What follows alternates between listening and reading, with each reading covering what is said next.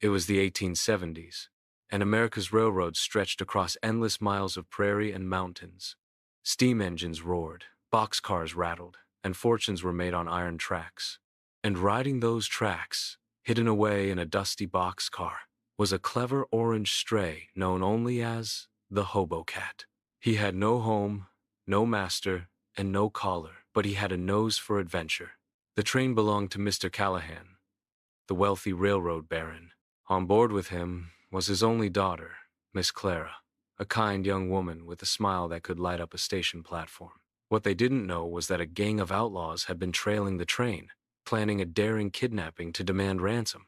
As the locomotive slowed to take on water, the bandits leapt aboard, pistols drawn.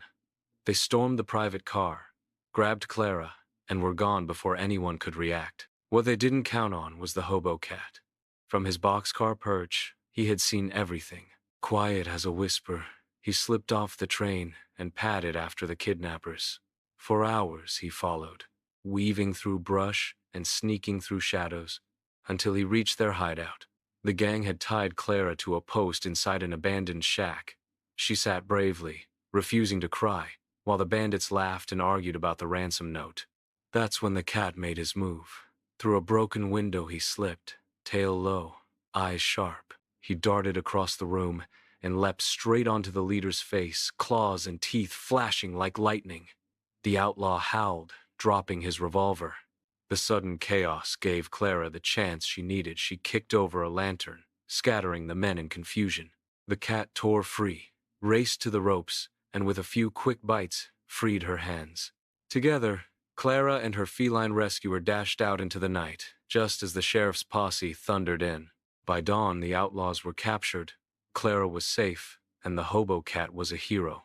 Callahan, overwhelmed with gratitude, lifted the scrappy feline in his arms. "This brave cat saved my daughter," he declared.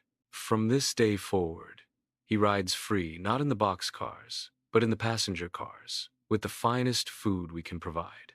And Clara? She knelt down, scooped up the little hero, and pressed a kiss to his whiskered cheek. From then on, whenever people saw the Callahan train rolling down the tracks, they knew to look for him, the Hobo Cat turned railroad legend, riding proudly in style, a seat forever reserved in the lap of a pretty girl.